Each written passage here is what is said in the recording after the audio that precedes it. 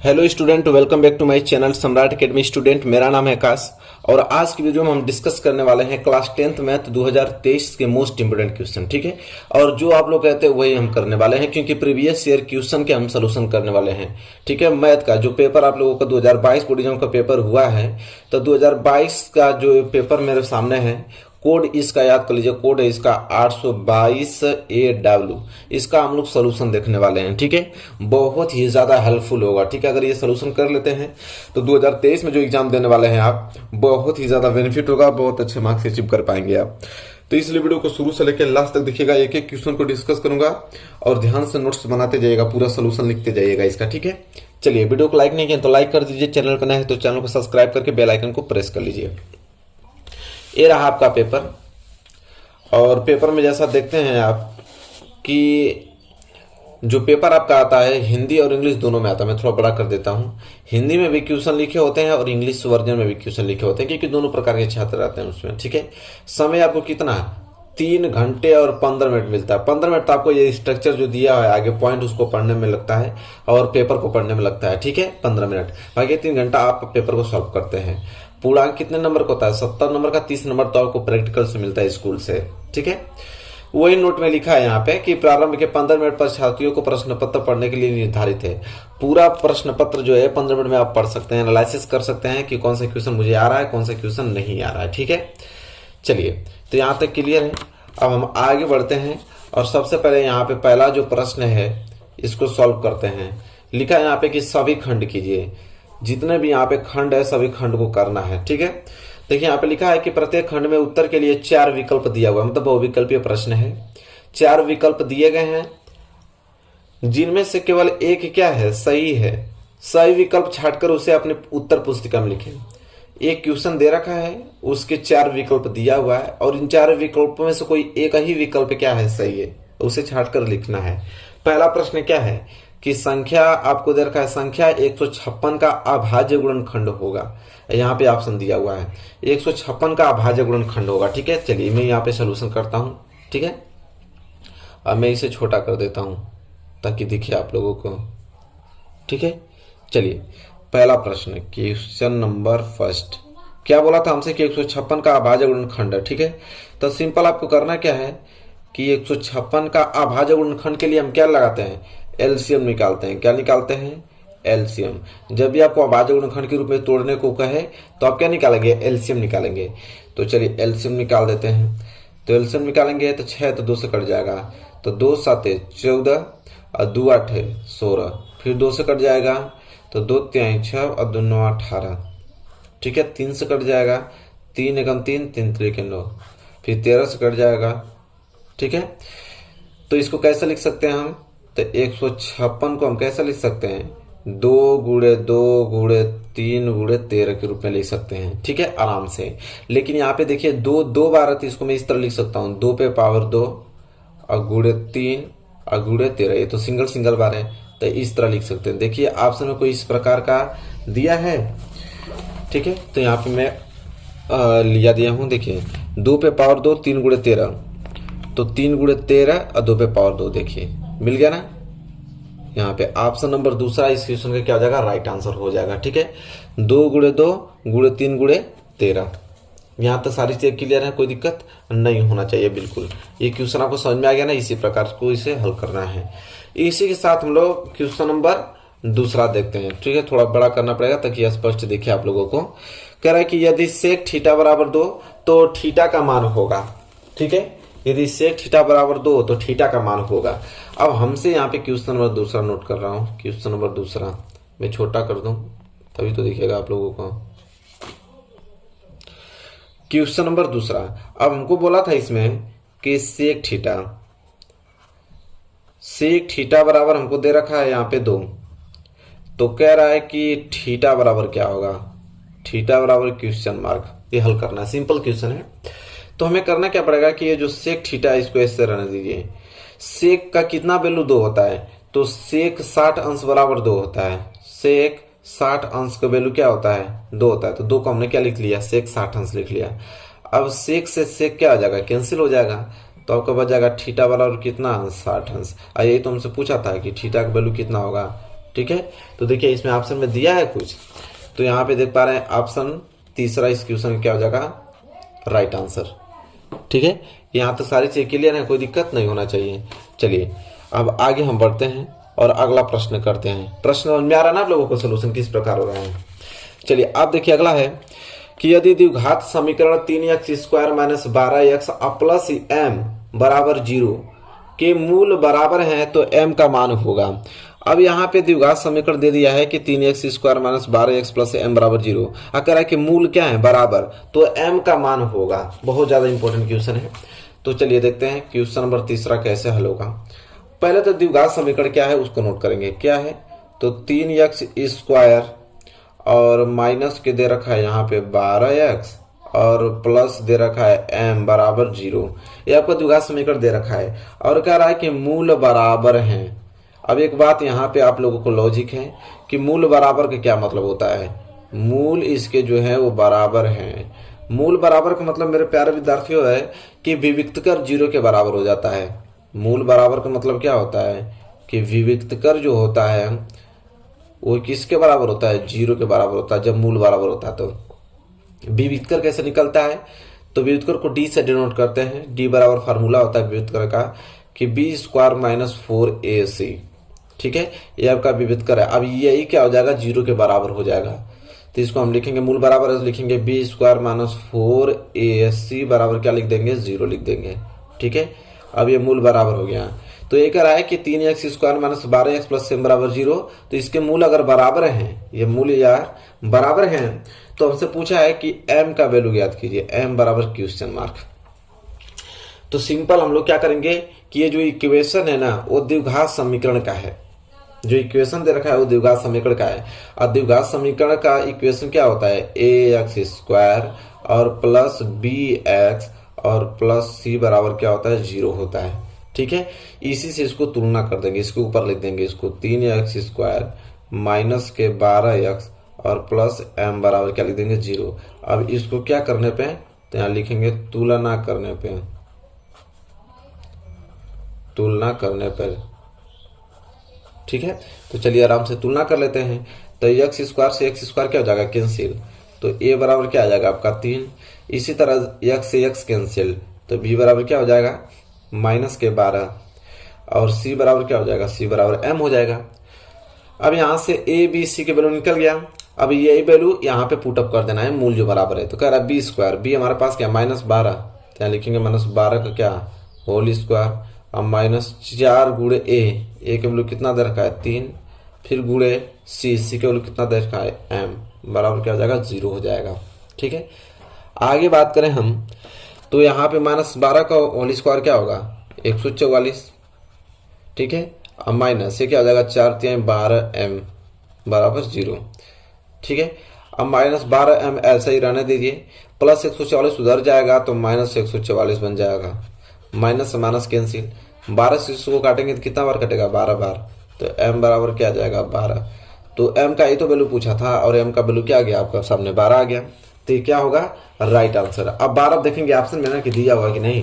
तो यही तीसरा हम लोग हल कर रहे थे, तो ये देखिए चौथा जो ऑप्शन है वो क्या है, राइट आंसर हो जाएगा। क्वेश्चन नंबर पहले के ग का चौथा जो है वो राइट आंसर हो जाएगा।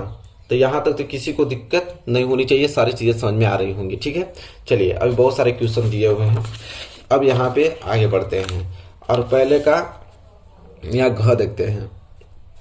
पहले का घ क्या दिया हुआ है यहाँ पे कि एक समबाहु त्रिभुज है ABC। एक समबाहु त्रिभुज क्या है, ABC की भुजा जो है वो 2 है, तो उसके प्रत्येक शीर्ष लंब की लंबाई होगी। प्रत्येक शीर्ष लंब की लंबाई पूछ रहा है और यहाँ पे ऑप्शन दे रखा है a करड़ी में 2, 2a करड़ी में 3, a करड़ी में 3 और 3a। ठीक है, चलिए इसे किस प्रकार लगाएंगे देखते हैं। चलिए क्वेश्चन नंबर अब यहाँ पे 4 है, उसको करते हैं। मतलब पहले का घ है उसको मैं 4 लिख रहा हूं। ठीक है, एक समबाहु त्रिभुज बोला है कि एक समबाहु त्रिभुज ABC है। समबाहु त्रिभुज में तो समझ रहे हैं जिसकी सभी भुजाएं क्या हो बराबर, उसे समबाहु त्रिभुज कहते हैं। तो ये आपका समबाहु त्रिभुज बना रहा हूं A और ये हो गया B और हो गया ये C। ठीक है, कह रहा है कि जिसकी प्रत्येक भुजा क्या है 2a है, तो अगर यह 2a है तो ये भी 2 है। ठीक है, और यहां से लेके ये भी पूरा क्या है 2a है। यहां तक तो कोई दिक्कत नहीं। अब करा उसके प्रत्येक शीर्ष की लंबाई ज्ञात कीजिए। प्रत्येक शीर्ष, अगर यहां से मैं एक लंब डालूं, यहां पे आएगा, इसका नाम मैं डी रख लेता हूं, और इसी की लंबाई पूछा है, शीर्ष की लंबाई ज्ञात कीजिए। तो मेरे प्यारे विद्यार्थियों, सबको मालूम है कि यहाँ पे जो शीर्ष में डाल रहा हूं तो ये लंबवत शीर्ष होता है, ठीक है। 90 अंश पे गिरता है, ये भी 90 अंश, ये भी 90 अंश, दोनों 90 अंश बराबर हैं। तो अगर ये 90 अंश बराबर है, यह दूरी इस दूरी के बराबर है और यह भुजा इस भुजा के बराबर है, तो मैं कह सकता हूं कि ये क्या है, समरूप त्रिभुज है। दोनों त्रिभुज क्या है, आपस में बराबर हैं। तो यहां तक की दूरी क्या हो जाएगी, a, और यहां तक की दूरी हो जाएगी a, तभी तो टोटल दूरी मिला के 2a होगा। तो दोनों बराबर है तो a हो जाएगा, ये भी दूरी a हो जाएगा, तो दोनों मिला के 2a हो जाएगा, ठीक है। कोई दिक्कत नहीं होना चाहिए। अब हम आराम से एक कोई त्रिभुज लेकर आराम से शीर्ष लंब की लंबाई ज्ञात कर सकते हैं। कैसे, देखिए त्रिभुज कौन सा, ADB त्रिभुज, ADB में, त्रिभुज ADB में, ठीक है। ADB में ये समकोण त्रिभुज है क्योंकि 90 अंश बन रहा है। ADB में यहाँ पे लिख लेंगे तो अच्छा होगा, समकोण त्रिभुज ABC में। कितना अच्छा है ना यहाँ पर। चलिए, समकोण त्रिभुज ADB में, समकोण किस लिए हुआ है, क्योंकि यह 90 अंश का है, ठीक है, इसलिए हम समकोण कह रहे हैं। समकोण त्रिभुज ADB में क्या आपको देखने को मिल रहा है, तो समकोण त्रिभुज है तो हम पाइथागोरस नियम लगा सकते हैं। पाइथागोरस प्रमेय से यहाँ लिखेंगे, पाइथागोरस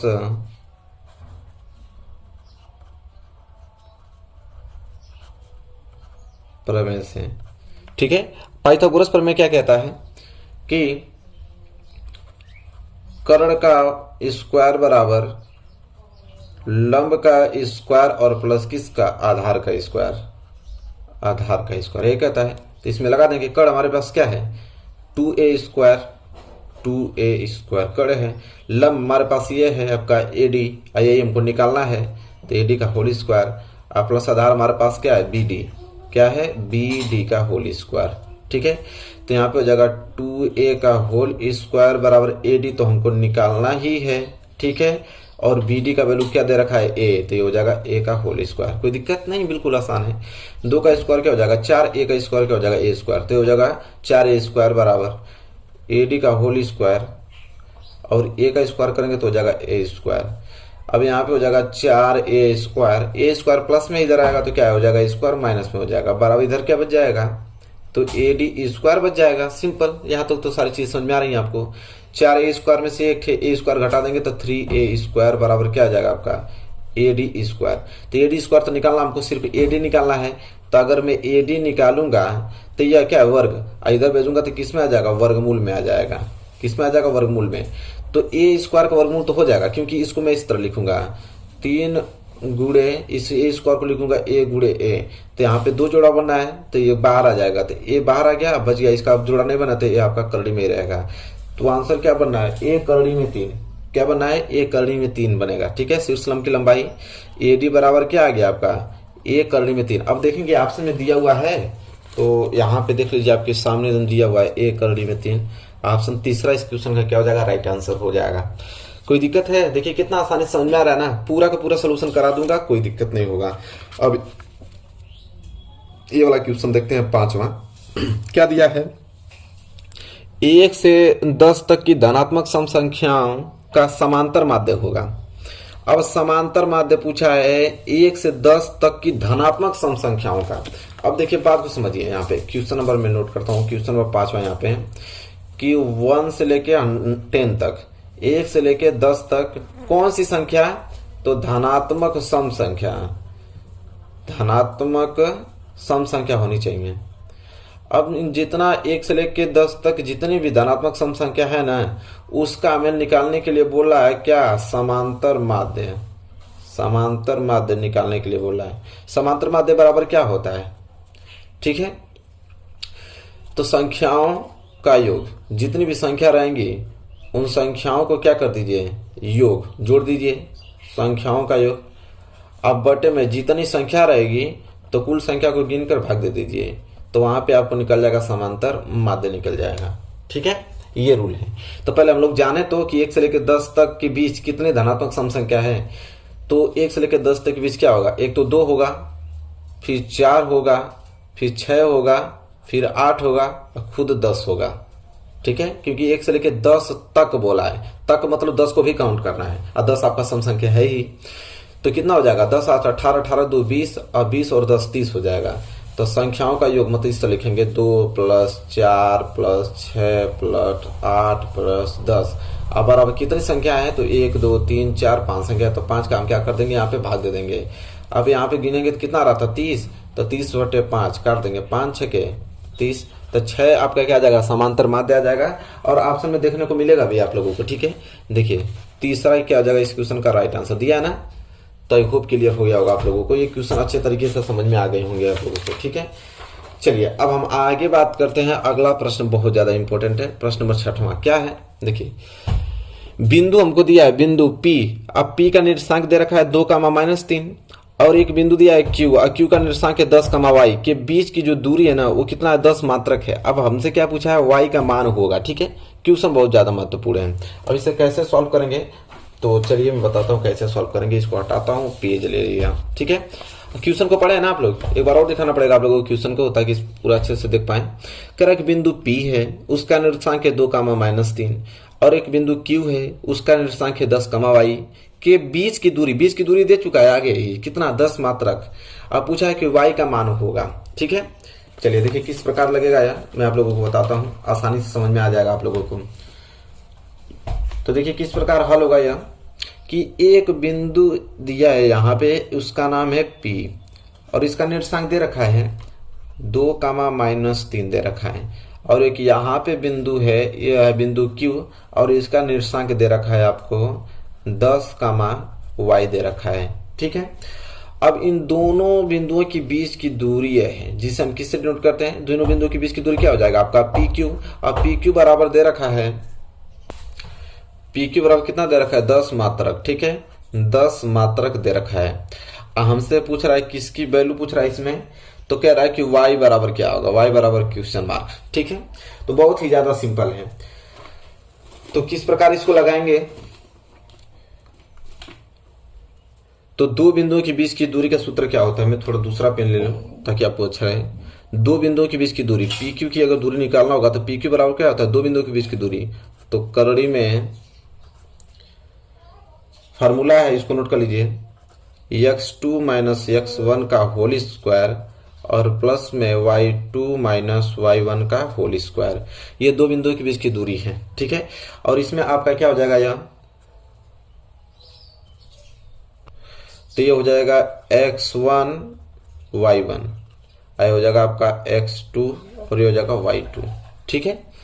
अब हमको करना क्या है, सिंपल, कि PQ तो 10 मात्रक आगे दे रखा है, तो इसको हम लिख देंगे 10 बराबर यहाँ पे करड़ी में, ठीक है। x2 क्या हमारे पास 10 है, तो लिखेंगे 10, हम -x1 हमारे पास क्या है 2 है, तो हो जाएगा 10 - 2 का क्या हो जाएगा होल स्क्वायर।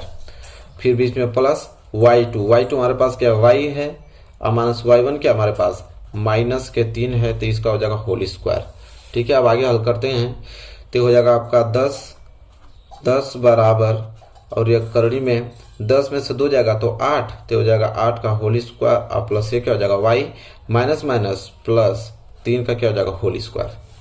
अब ये हो जाएगा यहाँ पे 10 बराबर 8 का होल स्क्वायर क्या होता है 64, तो 64 प्लस ये आपका क्या बन गया a प्लस बी का होल स्क्वायर, a और प्लस बी का होल स्क्वायर। तो a प्लस बी का होल स्क्वायर बन गया, तो इसका फार्मूला क्या होता है a square plus B square और प्लस क्या होता है 2ab, इसी पर तोड़ना पड़ेगा इसको। तो a स्क्वायर मतलब यहाँ पे क्या है y का स्क्वायर, और प्लस बी स्क्वायर मतलब 3 का स्क्वायर, और प्लस 2 गुणे a मतलब y और b मतलब 3, टूट गया। चलिए अब ये हो जाएगा 10 बराबर क्या होगा यहाँ पे, एक करड़ी की बात करते हो जाएगा 64 और प्लस y स्क्वायर और प्लस 3 तली के क्या हो जाएगा 9 और प्लस 3 दूनी के 6 y हो जाएगा, ठीक है, कोई दिक्कत नहीं। अब इस करड़ी को हटाना है हमको, इस करड़ी को हटाना है तो दोनों पक्षों का वर्ग करना पड़ेगा, तो करड़ी हटेगी। तो लिखेंगे दोनों पक्षों का वर्ग करने पे, दोनों पक्षों का वर्ग करने पे, क्योंकि वर्ग करेंगे तभी तो करड़ी हटेगी। तो यहाँ पे सिंपल वर्ग करेंगे तो ये हो जाएगा 10 का होल स्क्वायर, इसका वर्ग करने का मतलब करड़ी हट गया, तो ये हो जाएगा 64 प्लस y स्क्वायर और प्लस 9 बराबर क्या हो जाएगा 6y हो जाएगा, ठीक है। इधर 10 का स्क्वायर करते हैं तो ये हो जाएगा 2200, बराबर क्या हो जाएगा 64 plus Y square plus 9 plus 6y हो जाएगा। ठीक है, अब हम बात करें तो 100, देखिए ये आपका 64 और 9 कितना हो जाएगा 9 4 13 73, और 73 प्लस में रहेगा, इधर आएगा तो 73 क्या हो जाएगा माइनस में। ठीक है, इधर आएगा तो 73 किस में हो जाएगा माइनस में हो जाएगा। अब इधर बच गया आपका वाई स्क्वायर प्लस बच गया यहाँ पे 6y। ठीक है, अगर 100 में से 73 घटा दें तो बचेगा आपका 27 बराबर हो जाएगा वाई स्क्वायर प्लस 6y। ठीक है, अब सिंपल करना क्या है, इसको मैं इस तरह लिख सकता हूँ वाई स्क्वायर प्लस 6y, ये वाला पद इधर लिख दीजिए, बराबर 27 को उधर लिख दीजिए, कोई दिक्कत नहीं है। ठीक है, समझ में आ रहा है ना। चलिए अब करना हमें क्या पड़ेगा कि Y square plus 6y plus 27 इधर आएगा तो फिर माइनस 27 बराबर 0 हो जाएगा। ठीक है, अब इक्वेशन बन गया, इसको हल करना पड़ेगा हमें। तो 27 को गुणा y में करेंगे तो ये हो जाएगा 27y स्क्वायर। तो 27 का ऐसा फैक्टर करें कि गुणा करने पर 27y स्क्वायर आ जाए, घटाने पे क्या आ जाए 6 आ जाए। ठीक है, तो सिंपल है 9 3 27, 9 में से 3 जाएगा तो 6 आ ही जाएगा। तो लिखेंगे इसको वाई स्क्वायर प्लस 9y और माइनस के 3y फिर माइनस के 27 बराबर 0, क्योंकि 9y में से 3y घटेगा तभी तो यहाँ पे बचेगा आपका 6y, और 9y गुणे 3y बराबर 27y स्क्वायर भी हो जाएगा। अब यहाँ पे पेयर बना लीजिए, ये दोनों को क्या बन गया पेयर बन गया। ठीक है, अगर मैं y कामन ले लेता हूँ तो इधर y से 2y से 1y कट गया तो 1y बचेगा, अब मान से यहाँ से y कैंसिल हो गया तो बच गया 9। अब माइनस यहाँ पे 3 कामन ले लूँ तो y माइनस गुणा इस माइनस में होगा तो हो जाएगा प्लस, और 3 का भाग तो 27 3 9 27। ठीक है, यहाँ तक आ गया। अच्छा ये तो प्लस में रहेगा ना, ये तो बीच वाला प्लस है तो प्लस ही चिन्ह रहेगा। तो इसमें भी y प्लस 9, इसमें भी y प्लस 9 आ गया, दोनों में से कामन ले लेंगे तो y प्लस 9 कामन आ गया। ठीक है, अब बराबर में 0 है। ठीक है, और इधर क्या बच जाएगा आपका y माइनस 3 बच गया, अब बराबर के 0। अब दोनों को 0 के बराबर कर दीजिए तो y प्लस 9 बराबर 0, इधर y माइनस 3 बराबर क्या हो जाएगा 0 हो जाएगा। तो y बराबर क्या हो जाएगा प्लस 9 उधर जाएगा तो माइनस के 9, और y बराबर क्या हो जाएगा माइनस के 3 उधर जाएगा तो प्लस के 3। तो y के 2 मान आ गया, माइनस 3 आ गया, एक 3 आ गया। ठीक है, अब देखना पड़ेगा कि ऑप्शन में दिया हुआ है कि नहीं। तो यहाँ पे कहाँ जा रहा है भाई, रुको। तो ऑप्शन देखिए -3 और -9 और +3 दिया है कि नहीं, यही तो आया था, मैं दिखा दूं -9 +3। ठीक है, चलिए स्टूडेंट आ गया ना आंसर। तो मेरे प्यारे विद्यार्थियों आज के लिए इतना ही क्वेश्चन रखते हैं, अगले वीडियो में हम लोग क्या स्टार्ट करेंगे दूसरा खंड। ठीक है, तो हम अच्छे तरीके से पढ़ते चलेंगे, कल वीडियो फिर आएगी, फिर आराम से इसको पूरा पेपर सोल्यूशन कराऊंगा। 7 पेपर ऐसा है, 7 का सोल्यूशन कराऊंगा। तो वीडियो कैसी लगी, वीडियो अच्छी लगी तो लाइक कीजिए, और चैनल पर नया तो चैनल को सब्सक्राइब करके बेल आइकन को प्रेस कर लीजिए। मिलेंगे एक प्यारे से नेक्स्ट वीडियो में, तब तक के लिए धन्यवाद।